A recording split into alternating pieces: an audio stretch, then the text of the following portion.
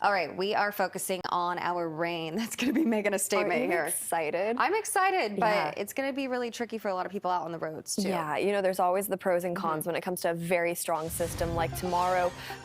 Our lawns are going to be very grateful, and the drought monitor, always grateful for an extra little inch or two of rain. But I will say this, it comes at a very inconvenient time tomorrow. So we're going to break it down hour by hour so you can know what to expect as we head into the commute hours. But starting off the live look just from that hotel cam, the Mark Hopkins Hotel cam, a beautiful sight to see, just mostly clear conditions as that sun begins to rise.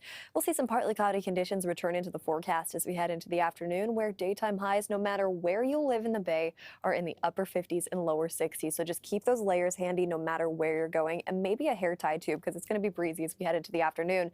Now, partly cloudy conditions return, especially as we head into the afternoon.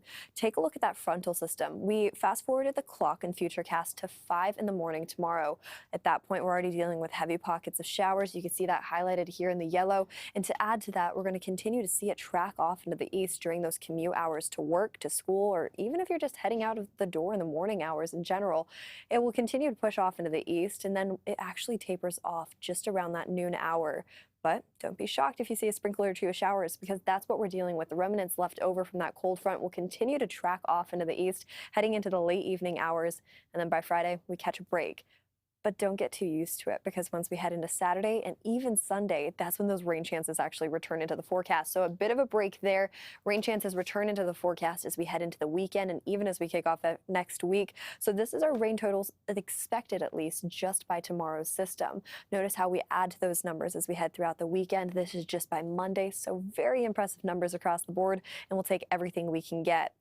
If you're thinking of heading out to the Sierra this weekend, be extra, extra careful. They're dealing with a winter storm warning all throughout the Sierra. They're expected to get about 50, even 60 inches of snow in certain spots. Very crazy snow totals, and we're going to keep you updated on that too. But tomorrow is a first alert weather day. Be extra cautious in those morning hours. We'll keep you updated. If you're waking up with me tomorrow, we'll definitely keep you updated on that radar. But for now, over to you.